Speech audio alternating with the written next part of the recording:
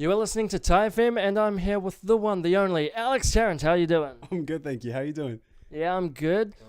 So you're of course Alex, but you're also known as Joe and as Ike. When you're on the street, who do you get called the most? I would probably say Joe. Joe, and I think it's from a lot of Pacific Island people and from Māori people. They're all like, "Hey, Joe." Yeah, he's calling me out. Yeah, it's cool. And of course, your face is on buses and billboards and stuff. Do you actually see that around when you're out in public? I've seen a few, bro. There's a few in Newmarket. I've seen one in Newmarket, and when Filthy Rich first came out in season 1, there was this massive ass billboard on this real tall building right in the center of the city. So yeah, that was like a milestone for me. I thought it was pretty cool. Did you get like a selfie? Like a photo? Shamefully, yeah, I did, bro. I did, yeah. I thought it was a moment to kind of mark, but I didn't really post it on social media or anything, but I think it's there in my, if I scroll through my photos. Yeah. So, you've had such an amazing career already. Is there anything that you want to do next? Like, is there like a particular character you really want to play or anything like that? I think for me, man, I'll say straight off the bat, like my dream job and my dream character kind of came straight away as my very first show that I ever done, called When We Go to War. It was it was a mini series, so there was 6 episodes, and I got to be like this, like a warrior, kind of an amazing, he was a sniper, he was a sharpshooter. He had amazing lines, an amazing journey. It was quite dramatic, quite gritty, and that was kind of the role that I was just waiting for. And then ever since then, it's always been slightly, I don't want to say comparing, but there's a benchmark that was set from the get-go, and it is very hard to reach that place where I was in that very first show that I'd done. So I'd love to do something like that again. Maybe a little, maybe like a real badass type kind of character. I think that would be so cool. Someone who doesn't really say much but really has a lot of does a lot. Yeah, physically. That'd be cool. Would you see that as like a feature film or as a series? Man, either. I think it'd be so cool either. I would love to have a series, or something like Game of Thrones. I think that would be so cool. I think that would be amazing. I remember watching Jason Momoa do his audition, and he had he done the haka and things like that, and it just kind of amped me up. If I'm being honest, that sorry, Jason, if I ever meet you in the future, but it was quite messy and sporadic. I think the haka itself is so controlled, such like a blue flame, and when it releases, it just it pops like a volcano. Yeah, and I'd love the chance to do something like Jason Momoa done. How tall is that dude? How big is that dude, by the way? I'm sure he's massive, right? Yeah. Oh yeah, I would probably say he's probably got a good 7 inches on me, and a lot more mass. So I think I've got a long way to go. Well, with CGI these days, it can make anyone look like anything. That's so true, man. Yeah. Yep. So you've been able to work with some of the best actors in New Zealand, like for example, Tim played your dad. So do you ever get starstruck these days? I'm just trying to think. Yeah, in a sense I do, but the only time that I ever get starstruck is with people who consider themselves stars, if that makes sense. I think people have a certain bravado about themselves when they're famous, and some people love when people look at them, and then there's other people who just who are just normal people. Think people like Tim. At the same time, Tim loves the people, and he loves talking to people. But also at the same time, I think he shows a really humanistic side of himself. So when I met him, I don't think I wasn't very starstruck. I was just like, this guy's cool. He's a cool dude. Yeah. Had you seen him in Star Wars? I had seen him in Star Wars. And come to think of it, like when I saw him in Star Wars, I was probably about, maybe I was like 16 or something like that. And I was like, I would love to play his son. Like, and that's another thing that I do too, man. Like sometimes I don't go like, oh, I wish I played his son, or like, I wish I'm gonna get to meet him in the future. I'm like, nah, I'm gonna meet that dude in the future, and I'm gonna play his son. There was that, and yeah, it just kind of happened, and that was I remember that specifically when I saw him on Star Wars. I was like, I'm meeting this guy, and I'm gonna work with him. And it's so funny. I was in where is it, Carl's Jr. You know Carl's Jr. in the center of town, and everyone, like, it just opened up, and heaps of people were like going in to kind of see what Carl's Jr. had in terms of like good quality burgers and stuff. But Sarah Potts, I'm so sorry. Amanda Billing. Amanda Billing, I'm so sorry, Amanda. We're really good friends now. I just forgot your name. I'm sorry.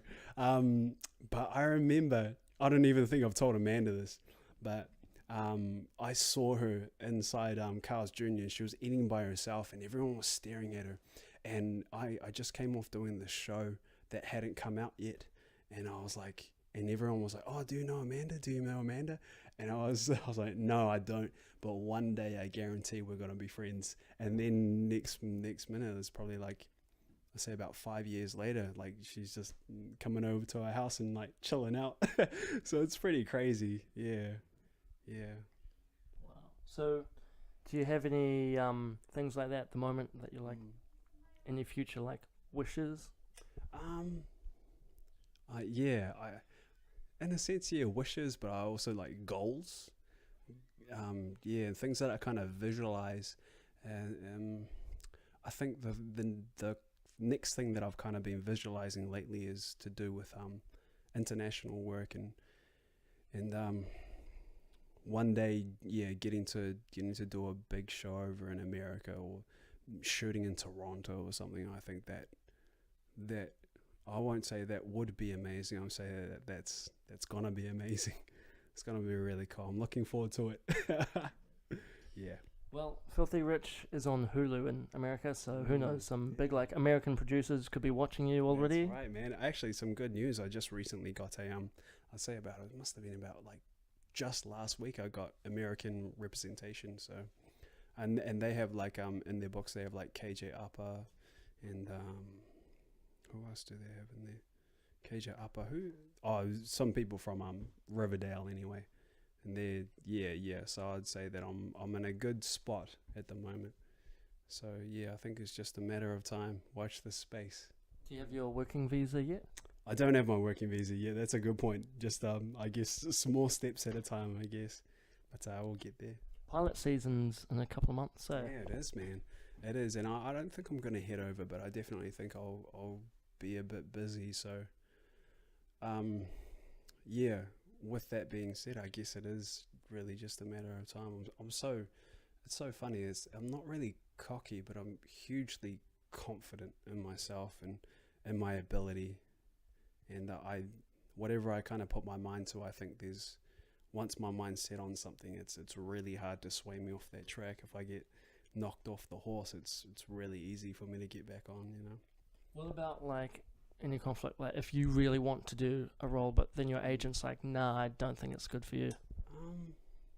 Well, this is the thing. I've been with my agent since I was 17, and I knew absolutely nothing about acting, and I've been with them for almost like just under 10 years ish now, and I don't think they've ever put me on a wrong foot. So if they say something, it's definitely has a certain amount of weight to it. So yeah, I don't think I'll ever abandon my relationships and morals that I've kind of set right from the get-go. So if she did tell me something like that, I think I would listen. Yeah. Even if it's a part you really want? Even if it was a part that I really want, man. But also at the same time, my instincts as well are quite... I'd like to think that my instincts are quite sharp. So it's not like I wouldn't kind of hash it out with them and see why. But yeah, I would definitely consider what they have to say. Yeah. I hope they're not watching. If they're watching it, I'm like, am I in the good books now? Was that the right answer? So 800 Words is coming back, and as viewers would know, at the end we don't know what's happening with Ike. So what's happening with Ike? Oh man. I guess it's something where I can't really give too much away. I guess the Australian fans know. They already know what's up. So and by saying like, I'm sorry man, I can't say anything, that kind of gives you a little bit of a clue, right? Yeah. So I'll fill you in what happened like just in the last season. So Ike went out to sea, and I guess he didn't come back. He went with his dad and another guy called Steve, and my dad, who was played by Rob Williams, and Steve, who I'm so sorry I've forgotten his name, but they are in competition because allegedly they've kind of knocked up the same lady, and so they're kind of at competition of whose baby it is. And we all go out to sea and kind of have a talk, and then during that time, a huge kind of tidal wave comes and hits, and next minute everyone kind of sees the wreckage of our boat, and so everyone assumes that the worst has happened, and so the first season? No, the first episode of the third season has just come out in Australia just last week, and so everyone in Australia knows. So I think you might want to ask the Australian people. So now also Filthy Rich is your other show, and that's nearly at an end. What can you tell us about how it ends? Is there any hints you can say? Does it end on a cliffhanger or anything? Oh man, I will say it definitely ends on a cliffhanger, and I will say that I think just recently someone just died as well, but also right near the end, someone's got to go. Is Fisher going to try to throw someone else off a building? Like I'm saying, someone's got to go. And just a little hint, it may be more than just one. Yeah. Is that good enough? That's pretty good, eh? Because with Filthy Rich, there has been a lot of death. When actors find out that they die, how long in advance do they find out that they're going to die? Oh, this is interesting, man. To be honest, I'm not too sure. I think, I'm not too sure. If I'm being honest, I had a hunch that there were certain characters that were kind of gonna go, right? And they didn't find out until we read that last episode. So until just like a couple of days before we read the last episode. So with saying that, I don't think it was very much time, but I think they're doing fine. Like I won't say who it was, but I think they're doing really good. yeah. So both 800 Words and Filthy Rich are completely different shows. So like with Filthy Rich, it's very intimate, and you're normally in scenes with just like one or two people, and it's very dramatic. And then 800 Words, it's like an ensemble with so many actors in one scene. What do you prefer playing? Do you like an ensemble scene in 800 Words, or do you like the really intimate, like one or two people in a scene in Filthy Rich? That's an awesome question, bro. I like both. I what I like about the big group scenes, especially in 800 Words, is that we get to all hang out together, because I don't think that we the amount of times that we get to hang out together is so valuable, and hugely valued between like the crew and the cast. But it's a lot of time. It's very time consuming, and by the end of the day, I think we're all drained. But with like Filthy Rich, and there's quite intimate scenes, I love how deep we can go into them, especially if given the chance to. I think Filthy Rich is still quite a fast show, like a fast turnaround. Maybe we get about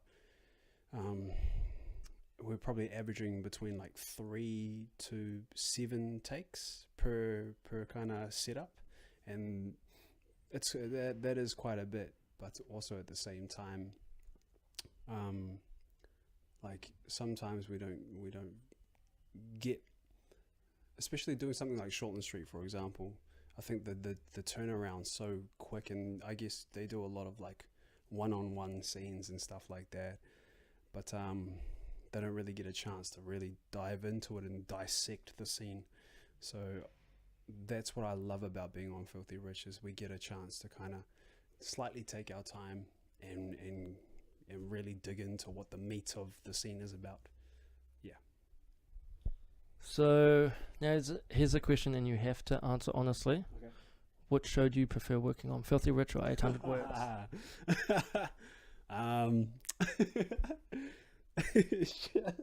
That's a good one, man. Put me on the spot here. I would say 800 Words for the story, and for the story, and I would say Filthy Rich for the people. So is that a okay answer? Kind of, but you did say both. Yeah, I did say both. But that's for a very specific reason. I love the story of 800 Words. It's so, I think it's such a magical show. It's quite light. It's quite heartwarming, and it really engages people. Really engages people, not just people who just want to sit back and just watch a show to kind of make the time go by, but people who invest in the show, even including me. And I love that about the show. With Filthy Rich, it was just so amazing working with everyone. Everyone was just so nice. That was so cool. Yeah, so I hope we get another season. That'd be cool. Oh, I bet it will probably go to like 10 seasons even more. Like, because Outrageous Fortune had, was it 6 or 7? Yeah, they done so good too. That was amazing, and I think that's probably one of the longest, besides Shortland Street. It's probably one of the longer running like shows that we've had. Hey, yeah. But like, if a show gets cancelled but fans really like it, it comes back. For example, Nothing Trivial, which right. you were there on the absolute last. Bro, did you watch that? Yeah. Did you watch that? Oh, Yeah. That's so cool, man. That must have been one of the first times. Was that the first time that you kind of see me as an actor? Is it? I think so, yeah. Yeah, crazy.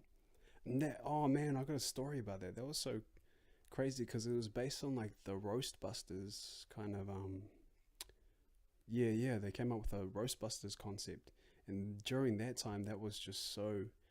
When that came out, everyone was so kind of up in arms about it, and so was it Nothing Trivial tried to do a little bit of a take on it, and at first I was like, yeah, I'm gonna get to like work with people who have been on Shortland Street, and when people see it, it's it's gonna like give me a little bump and I'm gonna be put on the map. And then the moment it came out, like the reviews of it were terrible in terms of like the Roastbusters concept.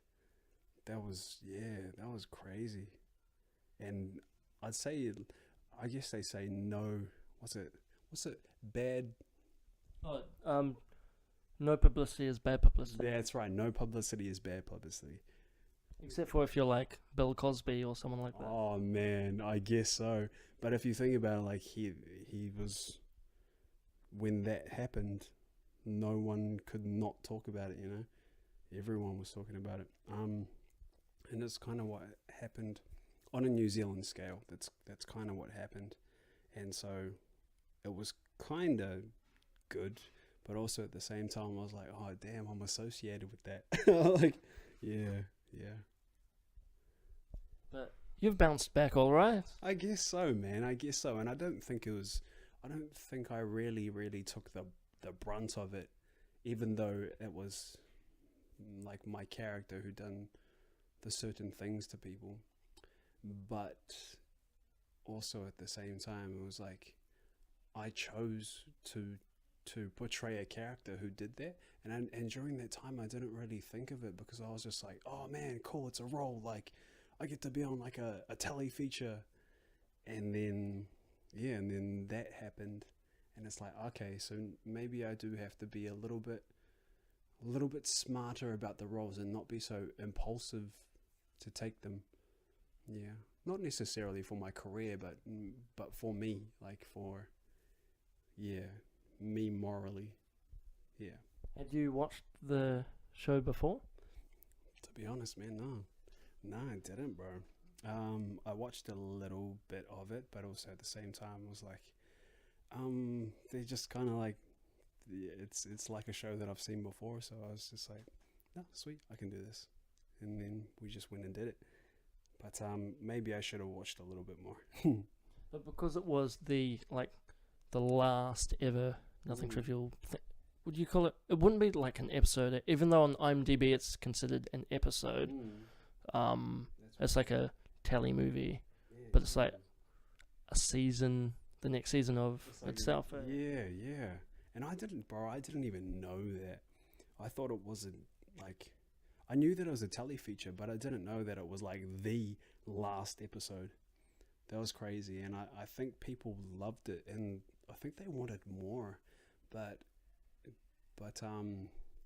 I guess with New Zealand you kind of have to be a little bit careful and think about the longevity of a show, and to catch it before people want to, like, before people go off it, you kind of want to end at its peak. You don't want to end up like The Simpsons. Guess so, yeah. Oh, that's right, The Simpsons, man, yeah. Still going. I think like their 28th or 29th season now, maybe even 30. Yeah, man, that's amazing, but also at the same time, yeah, it is that thing that we're talking about. Yeah, I kind of don't know anyone my age who still watches The Simpsons. Yeah.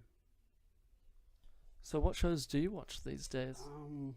Aside from the shows you're on.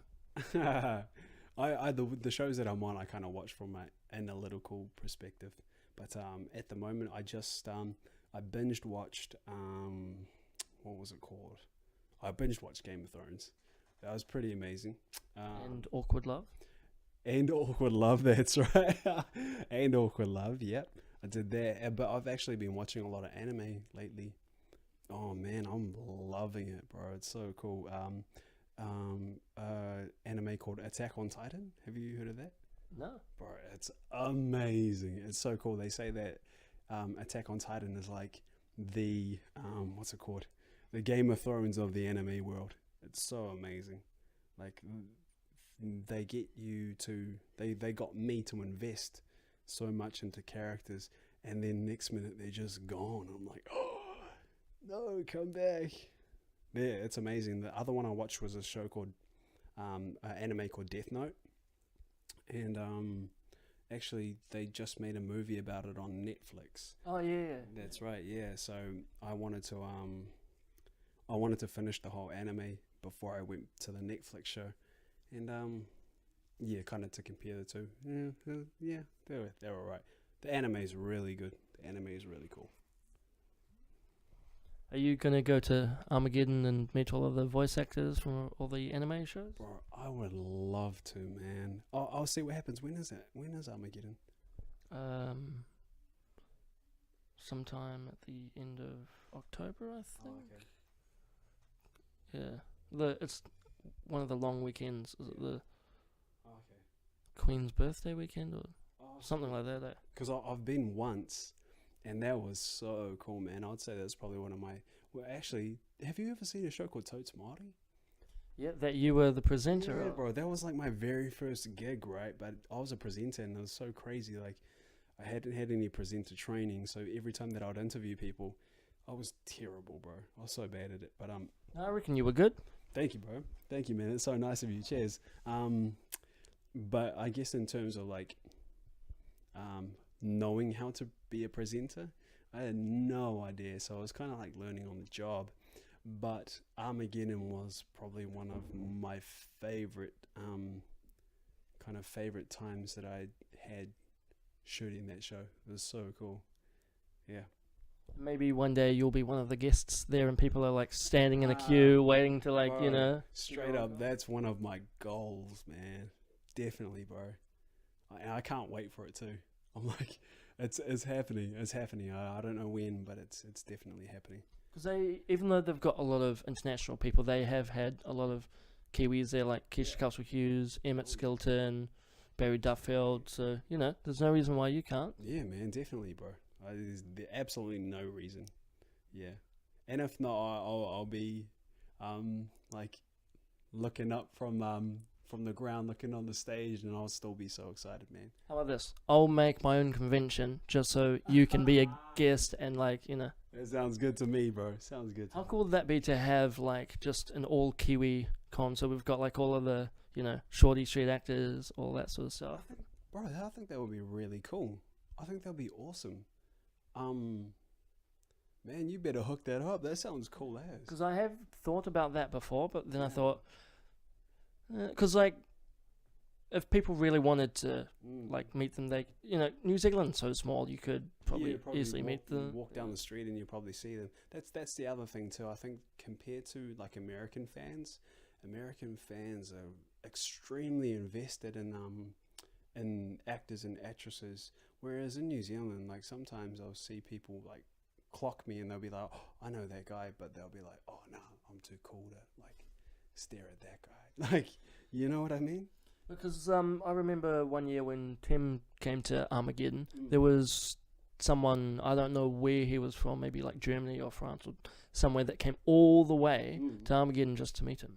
Oh, for real? See, that's amazing. International fans, I think, like I guess in like sometimes they might go a little bit overboard, but New Zealand fans are kind of underboard, if that makes sense. I think we have this thing called like tall poppy syndrome, whereas whenever you see like someone who's like standing a little bit taller than all the other people, we have to kind of like slightly chop them down so that they're the same level as everyone else. And I guess that's one thing that I kind of don't like about our attitude towards people who are really trying to strive for greatness, if that makes sense.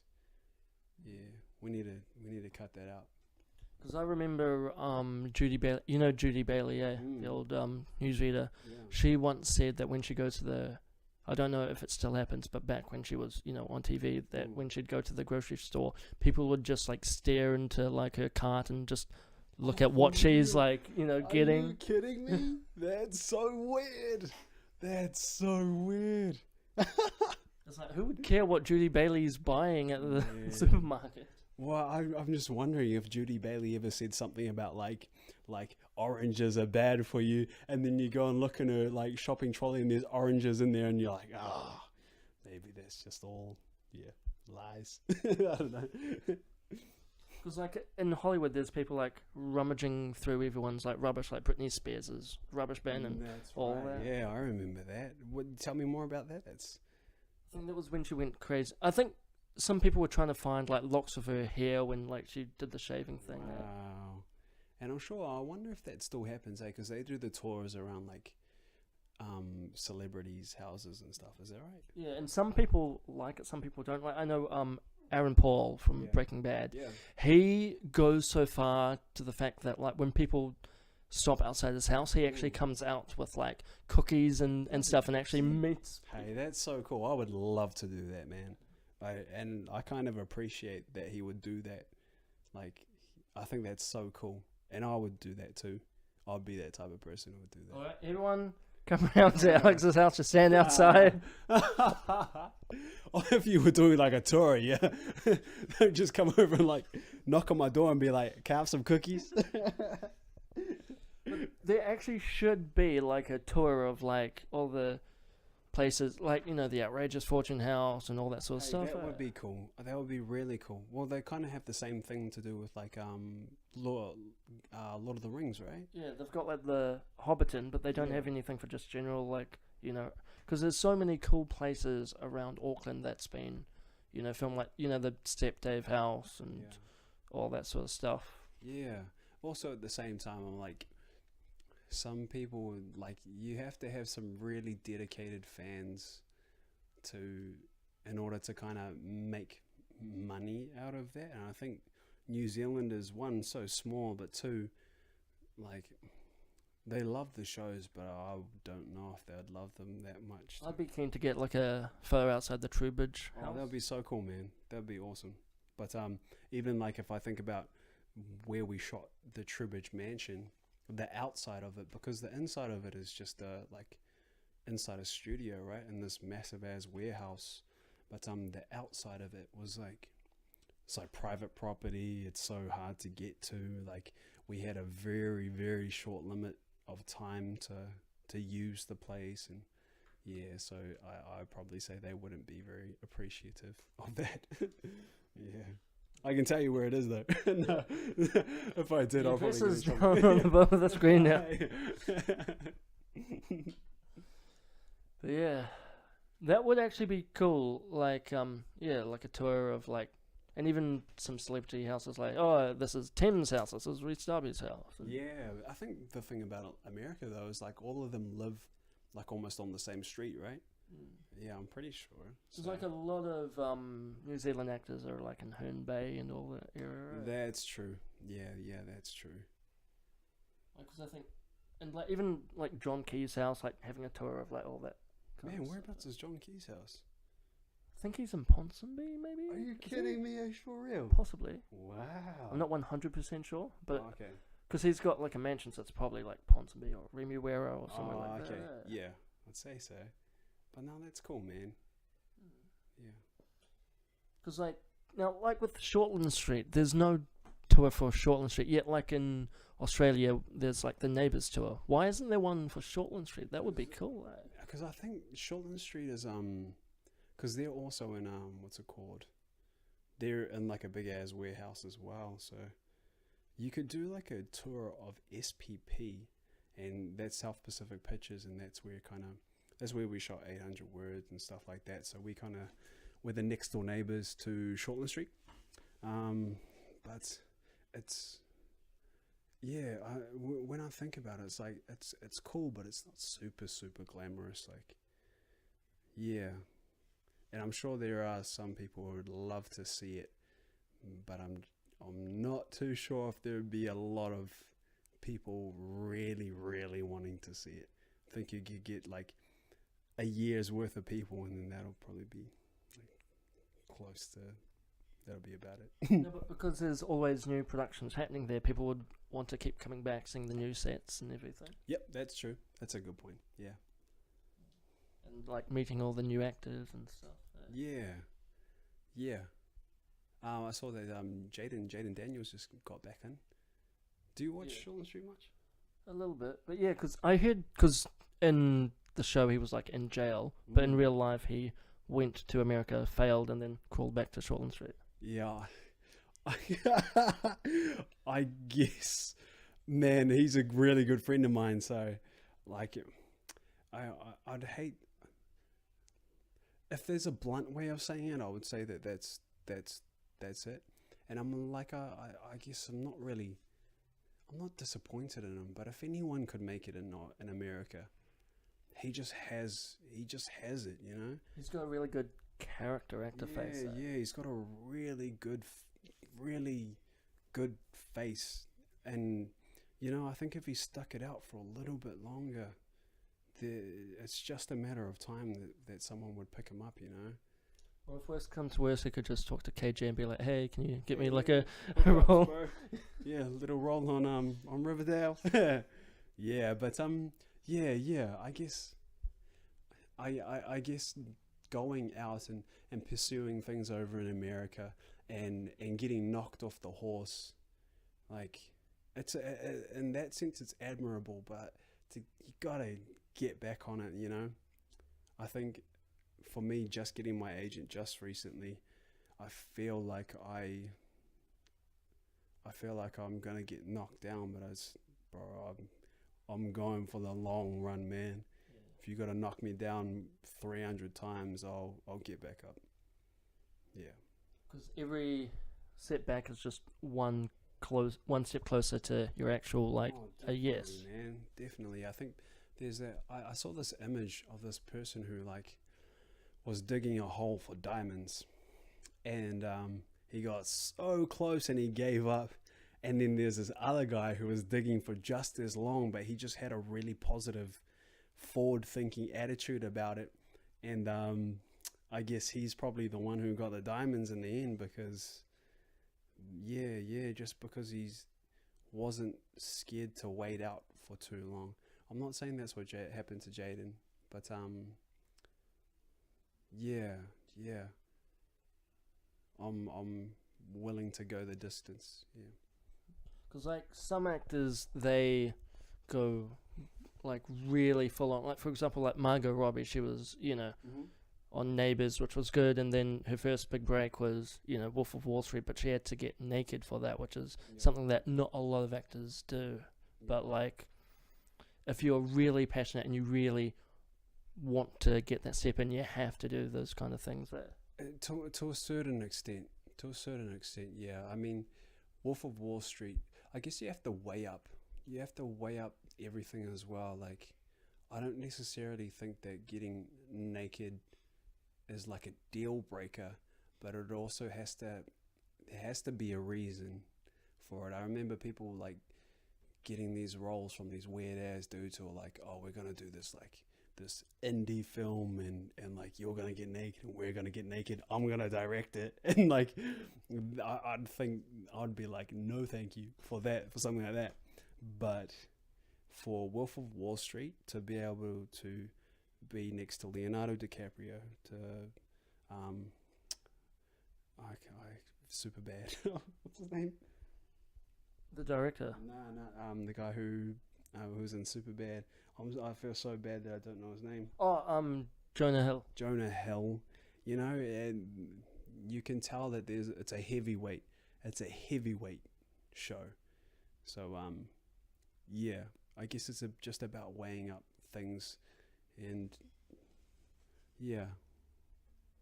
Because apparently she first said to, I think just to her parents, that they CGI'd the body, so it wasn't actually her. Oh, potentially, yeah. Well, that's the thing. There's but it actually was. She just said that to her parents.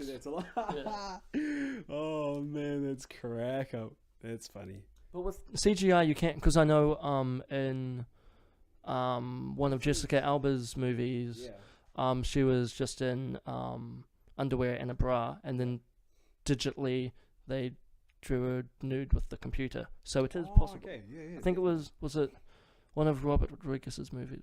Was it Machete? I think it was that. Yeah. Oh, that's with Danny Trejo, eh? Is that right? Yeah. I haven't seen it, but yeah, I'd definitely say so. There's people get body doubles and stuff like that, so they'll shoot the face in a close up, and then the moment that you turn back to see the other actor, it's a completely different person's body. Yeah, so I'd definitely say it's doable without having to get naked. But sometimes you get contracts, right? And there's are you willing to kind of get semi-nude? And you can write like yes. And then are you willing to get full nude? And you can go no. And then you send it back. You send the contract back to I guess the big dogs, and they go, oh, okay, so they're not willing to get fully naked, but yeah, we can work with semi-naked. And yeah.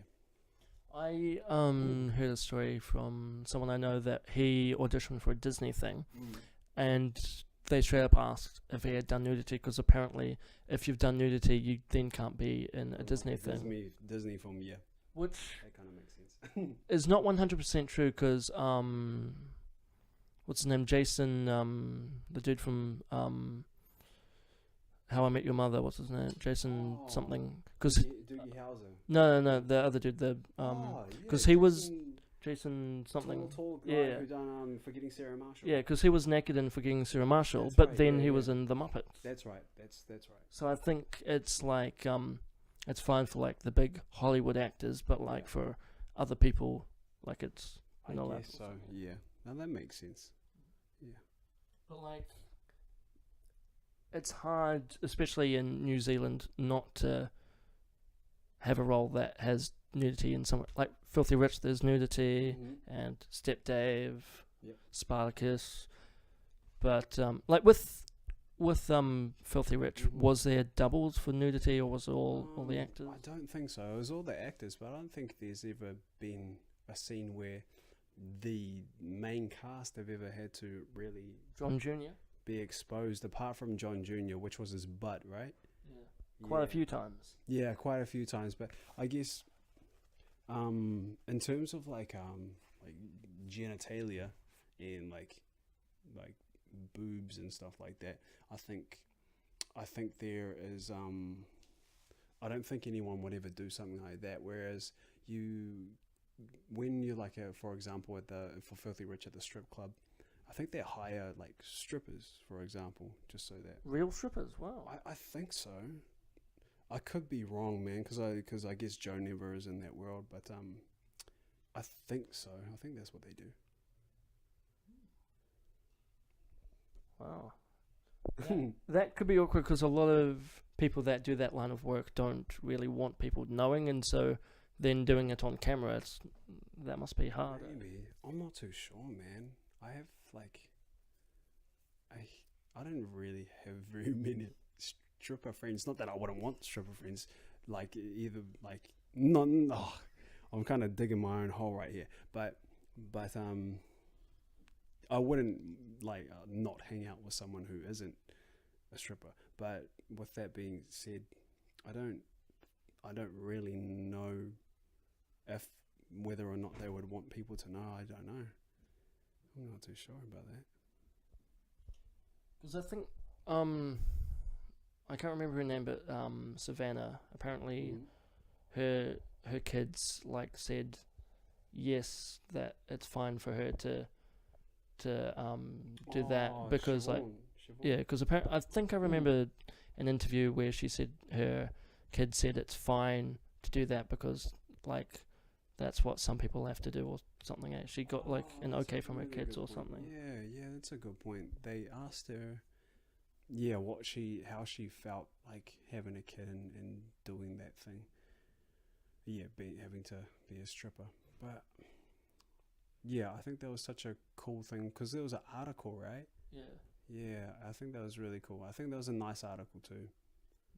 Yeah, because I guess he's coming to an age where he's coming into his teens now, and yeah, I think that was a really brave thing to do, to be able to sit down and have a conversation with your kid. I think that's so cool. Because I could not imagine any of my parents being on TV, let alone doing something like that on TV. Neither. Yeah.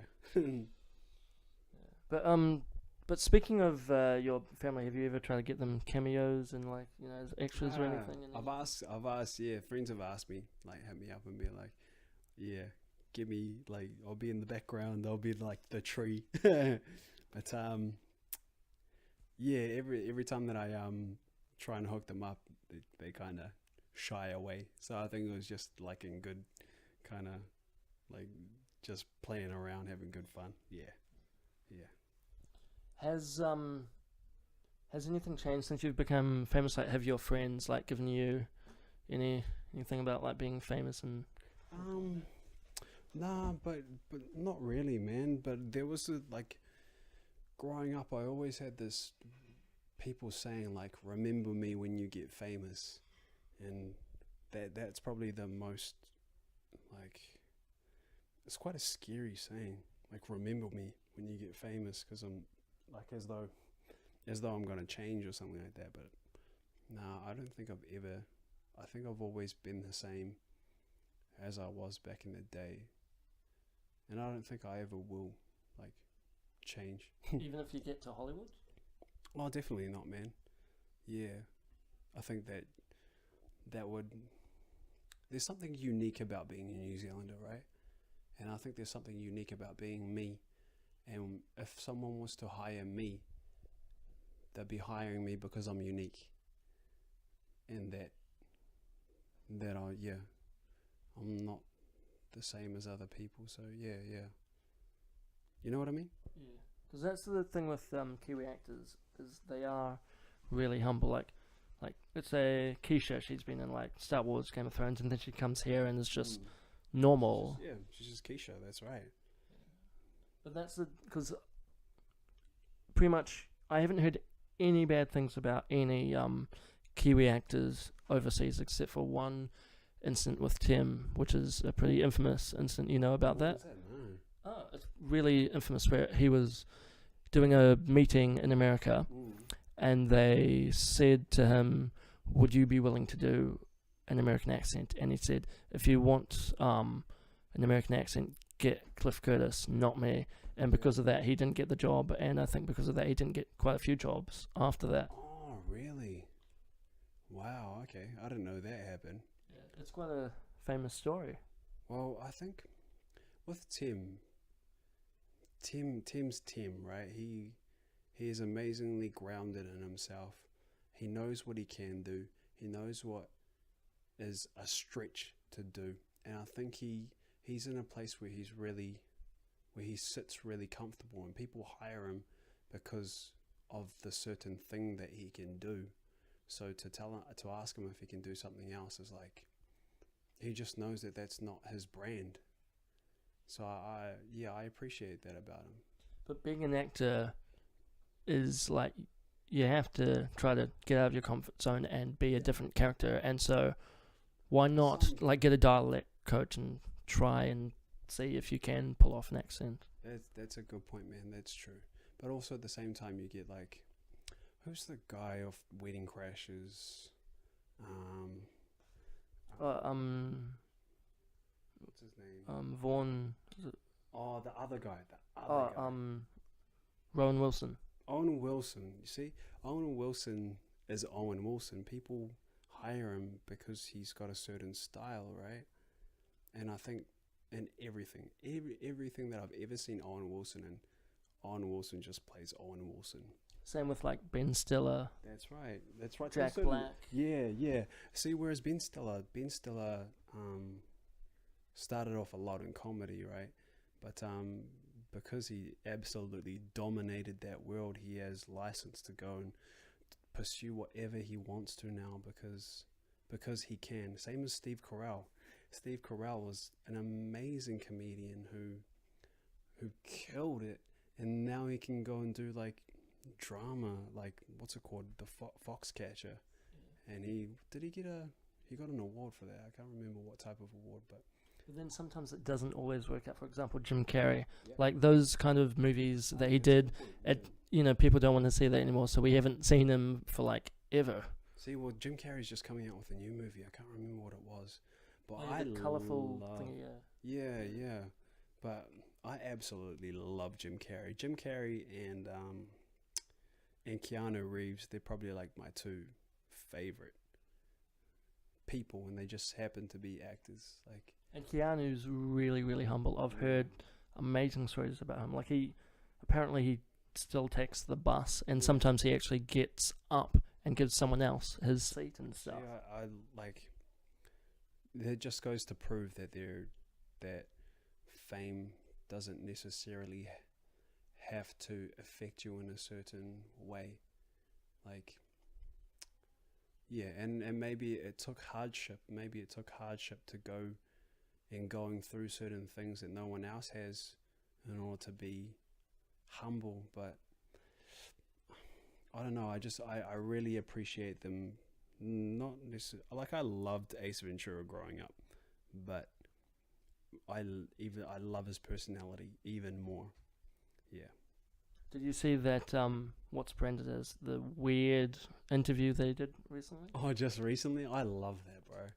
I love that about him. Everyone's like, oh, he's gone crazy. Like, He's always been crazy. he's, in a sense, he's always, that's what everyone thinks. He's always been crazy, but is it really? Like, I just really appreciate the guy for being himself and not letting anything around him sway him and his beliefs and what he knows. Yeah, especially in an industry where it's so like idols. Like, I hope you don't see me as like an idol or something. Like, I'm a big ass dude. Like I'm sure there's certain people who would like not want to do an interview like inside your room or something like that because it's not really professional. But I'm like, man, let's do it. No, this is cool, man. Yeah, I appreciate this. Because that's one thing about you that's so amazing is you are so humble, even with like, 2 TV shows still going, Yeah. which is like heaps of actors don't get one. You've got 2 that are still going, Thanks, man. and you're like still so humble. It's amazing. Cheers, bro. Thank you. It's yeah, it's been a lot of, I don't want to say luck. It's been a lot of hard work, but I would say that there's a slight amount of luck to it. Just being in the right place at the right time and having the right skills, in order to execute. And I guess, yeah, it's been crazy, but I guarantee there's more to come, man. There's more to come, and I think that if I set myself with this kind of, I know myself quite well, and so I don't think no matter how far I go or how high I get, I'll always be connected to the ground. And I look forward to seeing what happens to you in the future. I know you're going to go big. Thank you so much, man. Thank you. Thanks for your time. Cheers, man. It's been a pleasure.